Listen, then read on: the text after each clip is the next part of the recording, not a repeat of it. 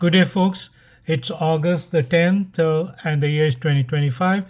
We have Piers Morgan doing an interview with, of course, I'm sure everybody knows who Piers Morgan is. He's originally from the British background, but is quite well known, I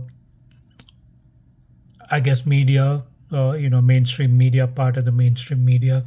Uh, and and he's trying to do an interview with Jeffrey Sachs, who's professor of history in Columbia University. I don't know if he's still attached to Columbia University. That's his background, and he's a political commentator. And something very unique about him. He just says he doesn't hesitate when he wants to say something. So let's listen to him. Few days launches a massive tariff war against Russia. Will it have more impact on the Russian economy than the sanctions strategy, which doesn't appear to have worked? I don't think so. I think that Trump's threats are basically unenforceable. Russia is exporting its energy to Asian countries, especially to China and India. Both have made clear that they will continue to import Russian oil.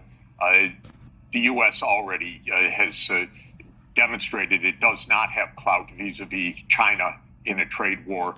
I don't think Trump's threats, therefore, really amount to an end of this war. The problem is that what the Western countries are demanding is not a peace agreement. They're demanding a ceasefire. They're not ready to talk about actually the underlying causes of the conflict. And that's very frustrating because the war could end in a day. It could end in a week if there was more honesty on both sides about what should be done. I mean, Trump clearly feels disillusioned with Putin because he feels that the tenure of their conversations they've been having bears no relation to what Putin then does. In other words, he says all the right things in the phone calls, but then immediately launches the biggest ever bombardment of Kyiv, for example, after the last call. So Trump now feels he can't trust Putin.